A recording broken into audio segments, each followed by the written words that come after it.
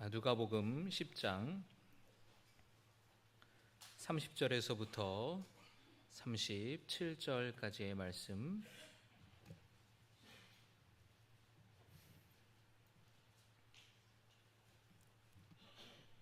찾으셨으면 아멘합니다. 예수께서 대답하여 이르시되 어떤 사람이 예루살렘에서 여리고로 내려가다가 강도를 만나매 강도들이 그 옷을 벗기고 때려 거의 죽은 것을 버리고 갔더라. 마침 한 제사장이 그 길로 내려가다가 그를 보고 피하여 지나가고 또 이와 같이 한 레위인도 그곳에 이르러 그를 보고 피하여 지나가되 어떤 사마리아 사람은 여행하는 중 거기 이르러 그를 보고 불쌍히 여겨 가까이 가서 기름과 포도주를 그 상처에 붓고 싸매고 자기 짐승에 태워 주막으로 데리고 가서 돌보아 주니라. 그 이튿날 그가 주막 주인에게 데나리온 2를 내어주며 이르되 이 사람을 돌보아 주라. 비용이 더 들면 내가 돌아올 때에 갚으리라 하였으니 내 생각에는 이 세 사람 중에 누가 강도 만난 자의 이웃이 되겠느냐. 37절의 말씀을 우리 같이 봉독합니다. 이르되 자비를 베푼 자니이다. 예수께서 이르시되 가서 너도 이와 같이 하라 하시니라. 아멘. 할렐루야. 오늘도 좋으신 주님의 은혜와 평강이 함께 하시기를 주님의 이름으로 축복합니다. 여러분, 오늘도 또 이렇게 요즘 날씨가 참 습하죠. 습하고 참 또 비가 금방 또 개면 굉장히 또 햇살이 따갑고 더운데 얼음 냉수와 같은 주님의 은혜가 이 시간 함께 하시기를 주님의 이름으로 축복합니다. 오늘 한국교회에서 두 번째 말씀, 시리즈 말씀을 함께 나누기를 원합니다. 누군가에게 우리가 예수님을 전하는 데 있어서 가장 중요한 것은 그 상대방을 사랑하는 마음, 긍휼히 여기는 마음이 아닐까 싶습니다. 사랑하는 마음, 긍휼히 여기는 마음으로 상대방을 대할 때 상대방이 감동을 하게 돼요. 감동을 하게 되면 마음이 열리게 됩니다. 이게 전도의 원리고 선교의 원리입니다. 사랑과 긍휼로 다가가야 감동하게 되고 마음이 열리게 되는 겁니다. 한번 따라합니다. 사랑과 긍휼로 다가갈 때 감동하게 되고 마음이 열리게 된다. 네. 여러분, 예수님께서 우리에게 이런 전도의 원리, 선교의 원리를 가르쳐 주셨는데 사실 선교하는데 전도하는데 뿐만 아니라 우리가 이 땅을 살아가는 삶의 태도, 삶의 모습이 또 이런 모습이 되어야 합니다. 모든 게 다 그래요. 예수님의 사역을 우리는 두 가지로 구분할 수가 있는데 첫 번째는 말씀을 선포하시는 사역입니다. 그리고 두 번째는 치유의 사역입니다.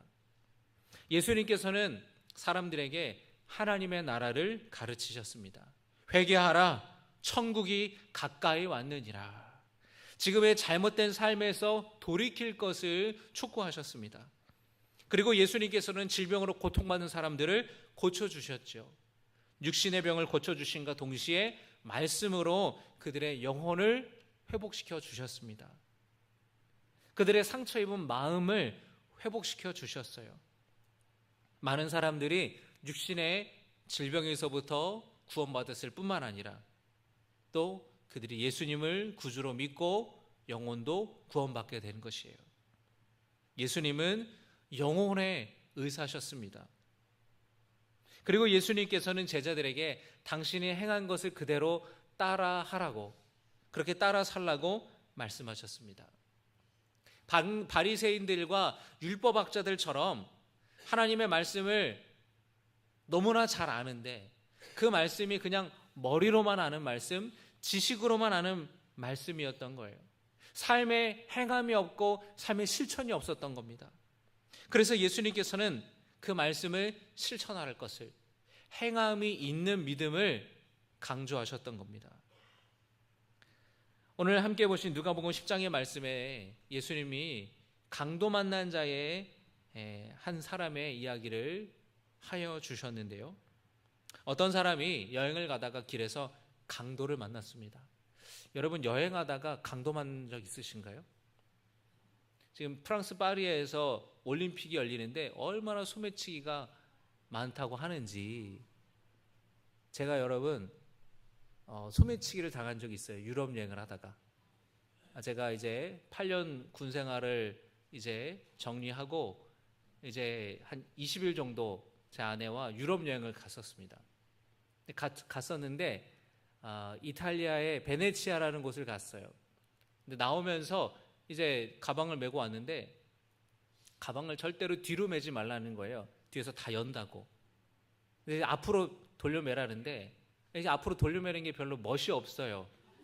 네. 그래서 이제 뒤로 맸는데 이제 숙소에 와 보니까 지갑이 없는 거예요. 거기에 유로 이렇게 몇백 유로인가 뭐 몇십 유로 아마 있었던 것 같은데 신용카드도 잃어버리고. 그래서 제가 얼마나 아내에게 잔소리를 들었는지 몰라요. 그러니까 내가 앞으로 매라고 하지 않았냐고. 계속 앞으로 매다가 그때 너무 더워가지고 앞에를 매니까 이게 막 땀이 차니까 뒤로 맸는데 하필 그때 소매치기를 당한 거예요. 얼마나 화가 나고 얼마나 짜증이 나든지, 에이씨 빨리 다른 나라로 다른 도시로 가버렸으면 좋겠다. 그러면 제 손해잖아요.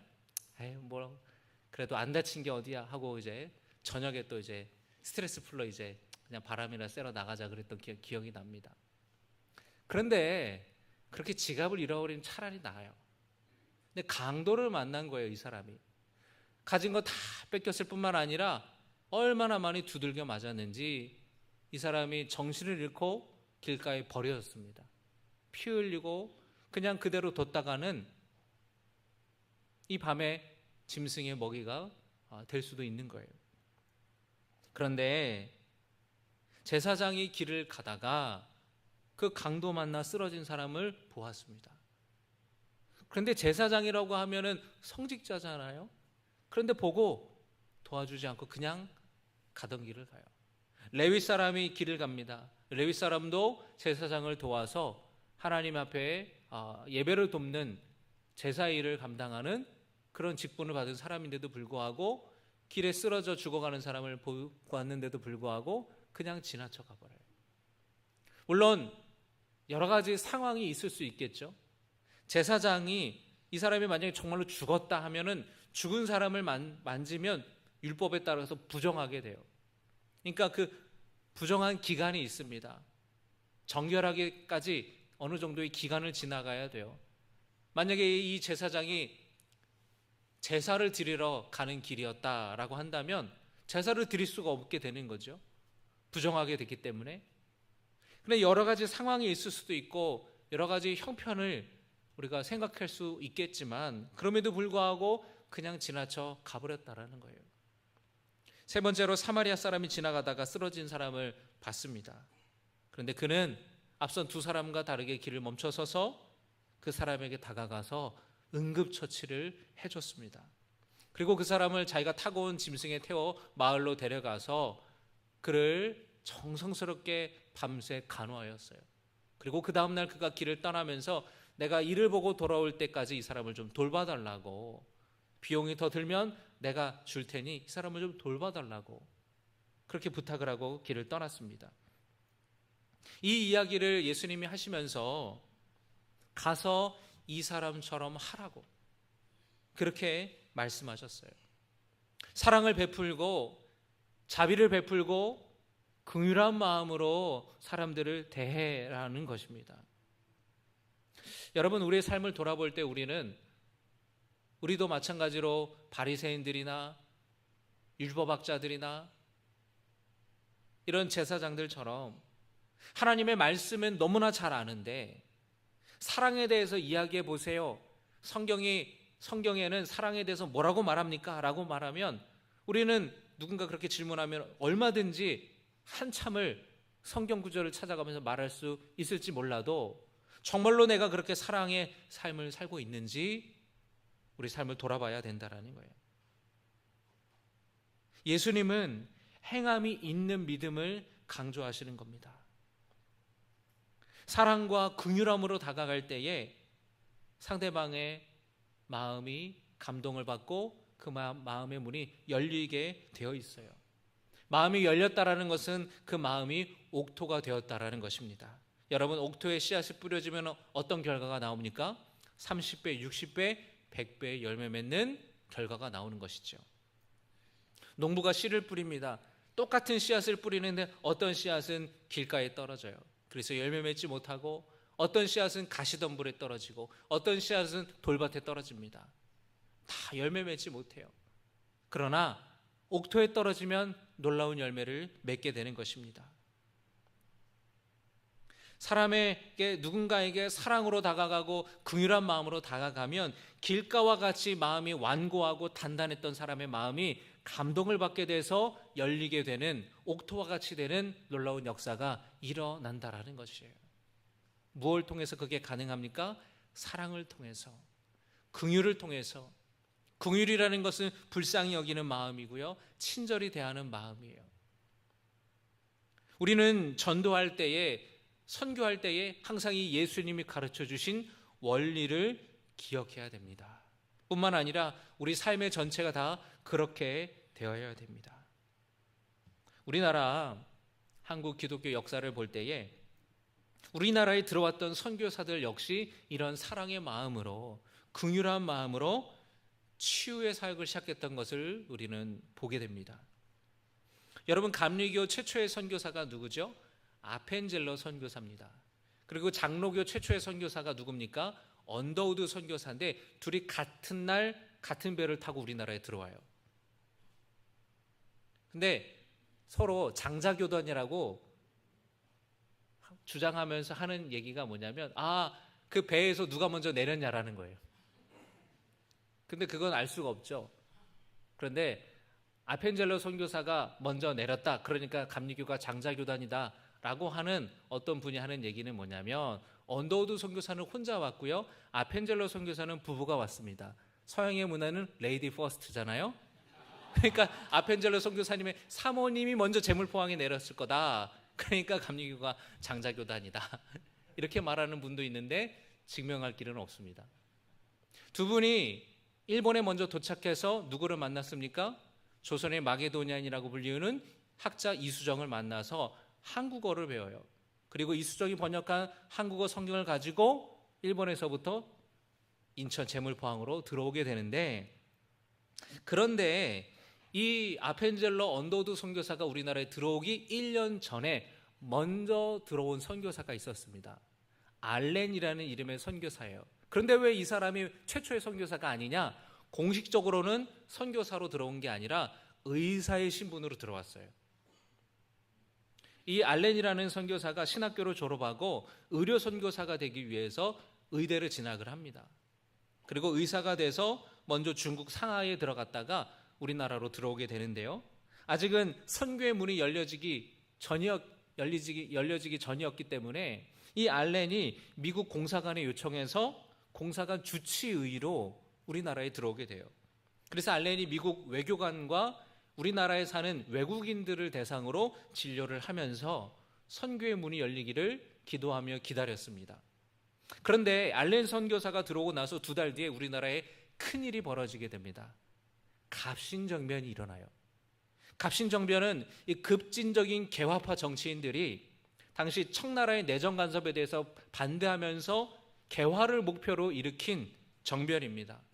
그런데 3일 만에 청나라 군대가 투입되면서 진압이 돼서 3일 천하로 끝나게 되는데, 여러분, 그런데 이 우리나라의 역사의 이 갑신정변이라는 사건이 선교의 문이 열리게 되는 계기가 되기도 해요. 일반 역사에서는 다루지 않는 내용이죠.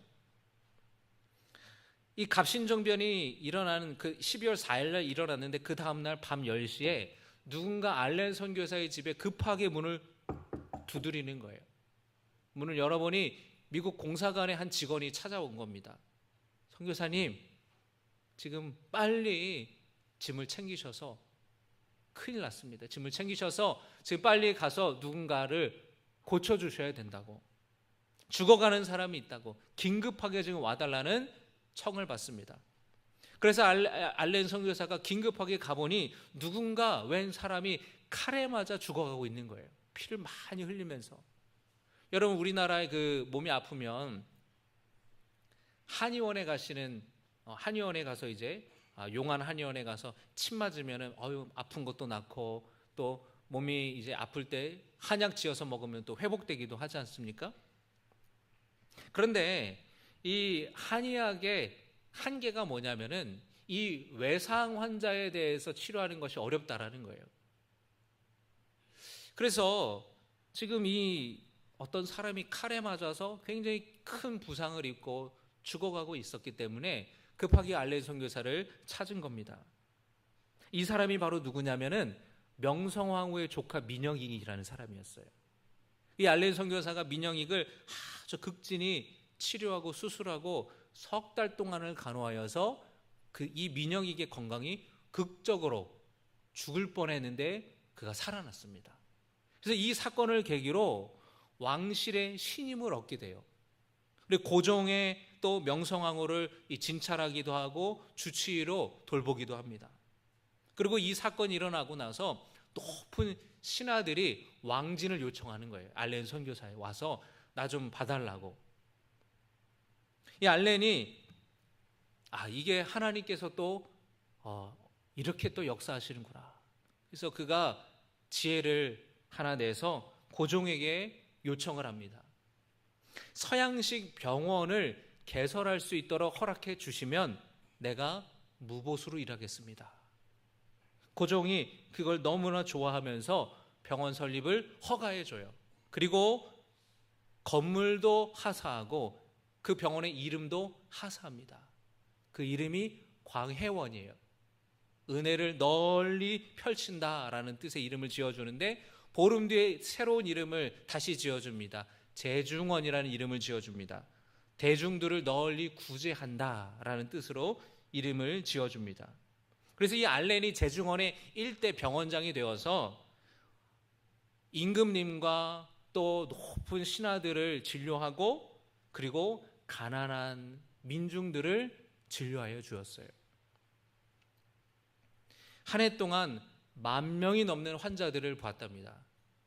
여러분, 서양인 의사가 알렌 선교사 하나인데 여러분 혼자 10,000명의 환자를 보면은 1년 365일이니 단순하게 계산만 해도 하루에 200명, 300명의 환자를 돌봤다라는 거예요.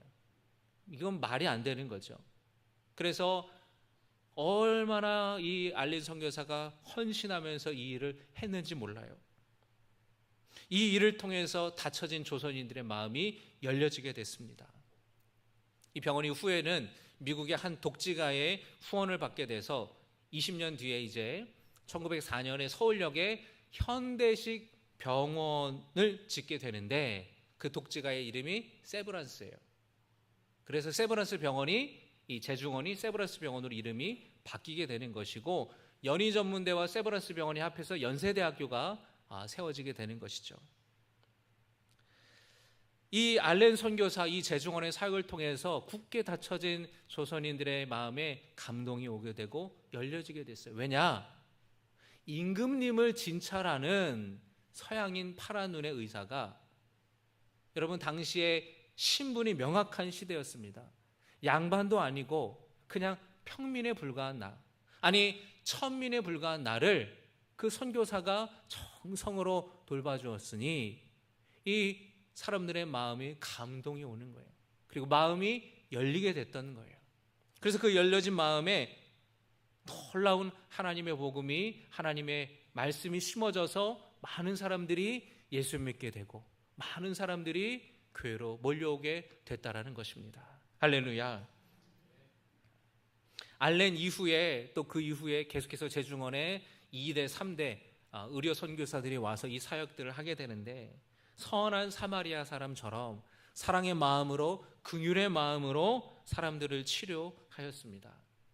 특별히 알렌 다음으로 제중원에 제중원을 맡았던 이 헤론이라는 이름의 선교사님이 계시는데 이 헤론 선교사님이 28살에 우리나라에 왔어요.